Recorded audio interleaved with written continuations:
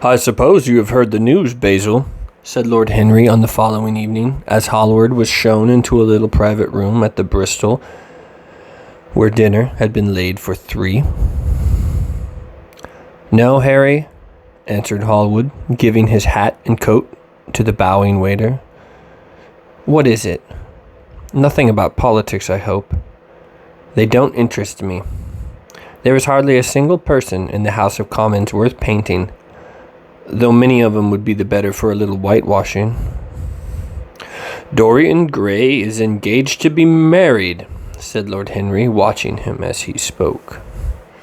Hallward turned perfectly pale, and a curious look flashed for a moment in his eyes, and then passed away, leaving them dull.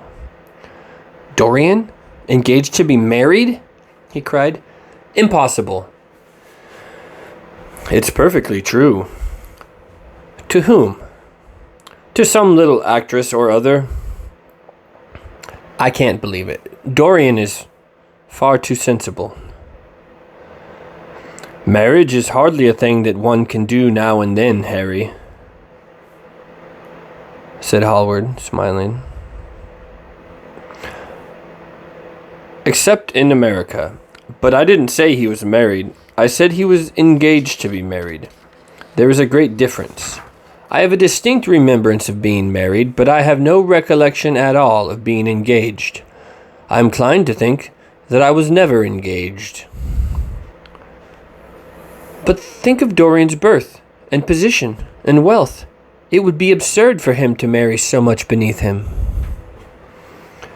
"If you want him to marry this girl, tell him that, Basil. He is sure to do it then. Whenever a man does a thoroughly stupid thing, it is always from the noblest motives."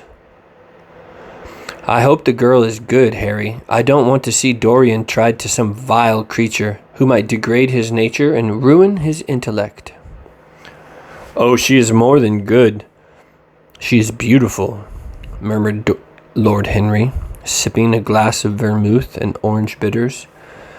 "Dorian says she is beautiful, and he is not often wrong about things of that kind. Your portrait of him has quickened his appreciation of the personal appearance of other people.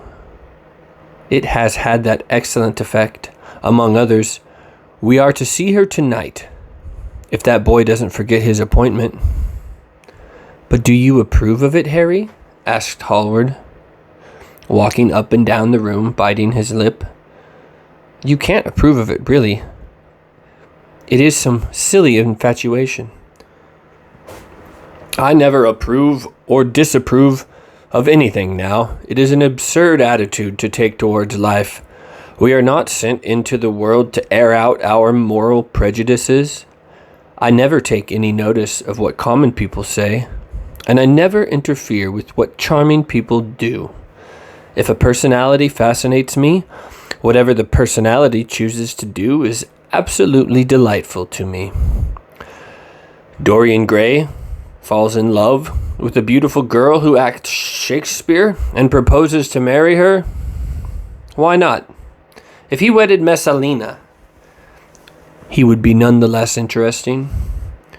You know I am not a champion of marriage.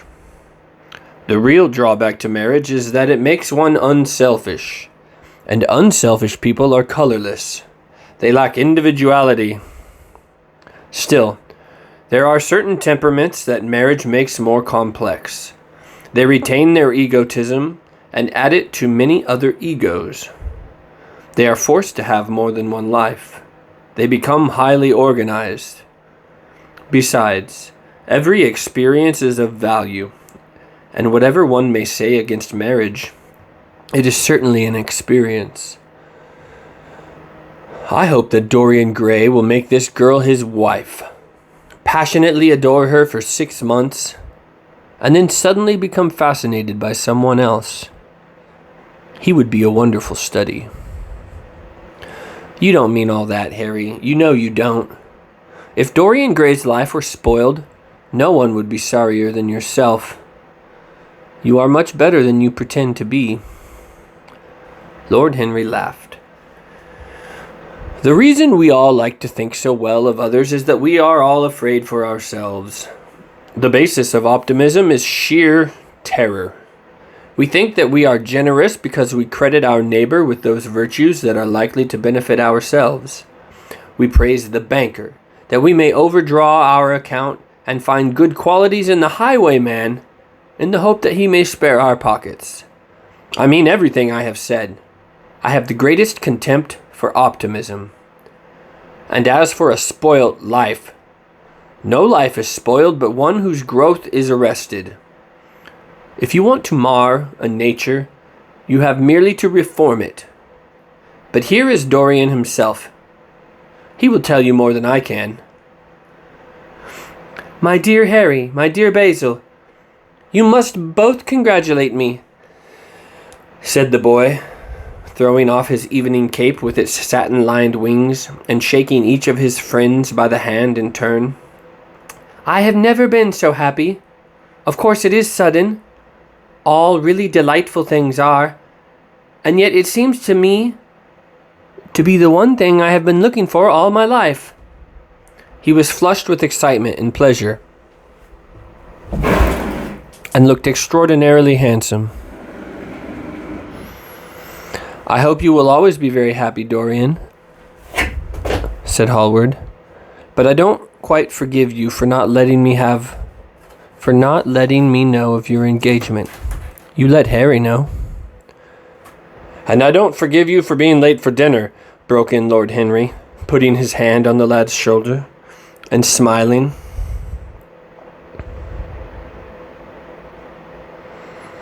As he spoke, come, let us sit down and try what the new chef here is like, and then you will tell us how it all came about. There really is not much to tell, cried Dorian as they took their seats at the small round table. What happened was simply this. After I left you yesterday evening, Harry, I had some dinner at that curious little Italian restaurant in Rupert Street.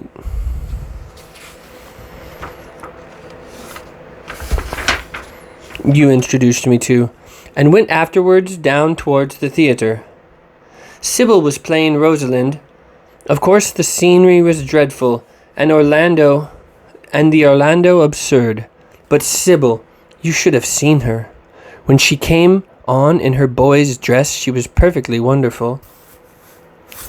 She wore a moss-colored velvet jerkin with cinnamon sleeves, slim brown cross-gartered hose, a dainty little green cap with a hawk's feather caught in a jewel, and a hooded cloak lined with dull red. She had never seemed to me more exquisite. She had all the delicate grace of that Tanagra figurine that you have in your studio, Basil. Her hair clustered round her face like dark leaves round a pale rose. As for her acting, well, you will see her tonight. She is simply a born artist. I sat in the dingy box absolutely enthralled. I forgot that I was in London and in the 19th century.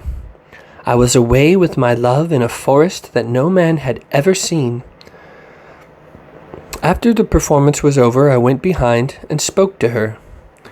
As we were sitting together, suddenly there came a look into her eyes that I had never seen there before. My lips moved towards hers. We kissed each other. I can't describe to you what I felt at that moment. It seemed to me that all my life had been narrowed to one perfect point of rose-colored joy. She trembled all over and shook like a white narcissus. Then she flung herself on her knees and kissed my hands. I feel that I should not tell you this, but I can't help it. Of course, our engagement is a dead secret. She has not even told her own mother. I don't know what my guardians will say. Lord Radley is sure to be furious. I don't care. I shall be of age in less than a year, and then I can do what I like.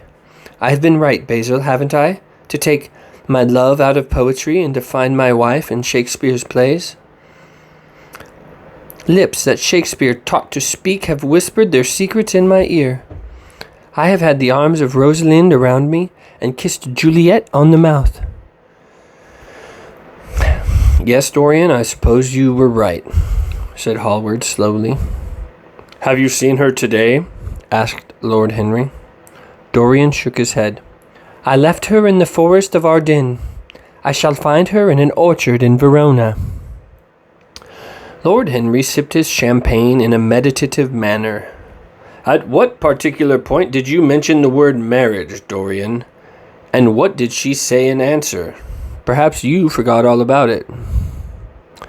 My dear Harry, I did not treat it as a business transaction, and I did not make any formal proposal. I told her that I loved her, and said she was not worthy to be my wife. Oh, and she said she was not worthy to be my wife. Not worthy! Why, the whole world is nothing to me compared to her. Women are wonderfully practical, murmured Lord Henry. Much more practical than we are. In situations of that kind, we often forget to say anything about marriage. And they always remind us. Hallward laid his hand upon his arm. Don't, Harry. You have annoyed Dorian. He is not like other men. He would never bring misery upon anyone. His nature is too fine for that. Lord Henry looked across the table. Dorian is never annoyed with me, he answered. I asked the question for the best reason possible, for the only reason. Indeed, that the excuse won for asking any question. Simple curiosity. I have a theory that it is always the women who propose to us, and not we who propose to the women, except, of course, in middle-class life. But then the middle classes are not modern.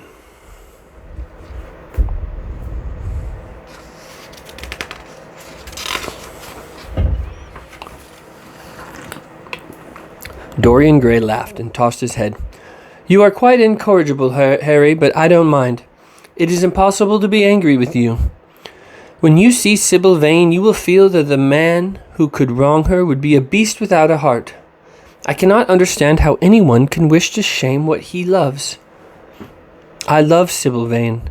I wish to place her on a pedestal of gold, and to see the world worship the woman who is mine. What is marriage? An irrevocable vow, and it is an irrevocable vow that I want to take. Her trust makes me faithful. Her belief makes me good. When I am with her, I regret all that you have taught me. I become different from what you have known me to be.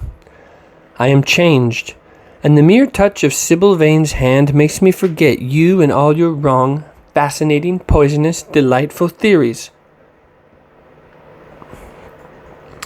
You will always like me, Dorian, said Lord Henry.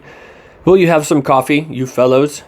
Waiter, bring coffee, and fine champagne, and some cigarettes. No, don't mind the cigarettes, I have got some. Basil, I can't allow you to smoke cigars. You must have a cigarette. A cigarette is the perfect type of pleasure. It is exquisite, and it leaves one unsatisfied. What more can you want? Yes, Dorian, you will always be fond of me. I represent to you all the sins you have never had the courage to admit. What nonsense you talk, Harry, cried Dorian Gray, lighting his cigarette from a fire-breathing silver dragon that the waiter had placed on the table. Let us go down to the theater. When you see Sybil, you will have a new ideal of life. She will represent something to you that you have never known. I have known everything, said Lord Henry, with a sad look in his eye.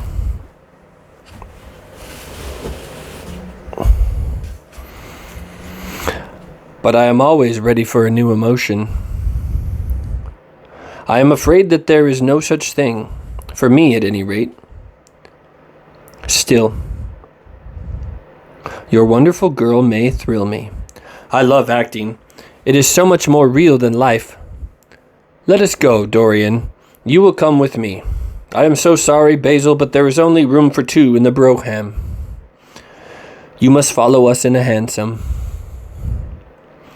They got up and put on their coats, sipping their coffee standing. Hallward was silent and preoccupied. There was gloom over him.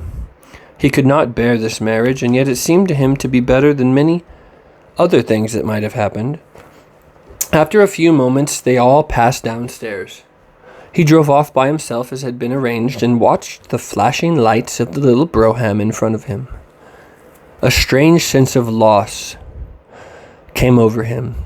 He felt that Dorian Gray would never again be to him all that he had been in the past. His eyes darkened, and the crowded, flaring streets became blurred to him.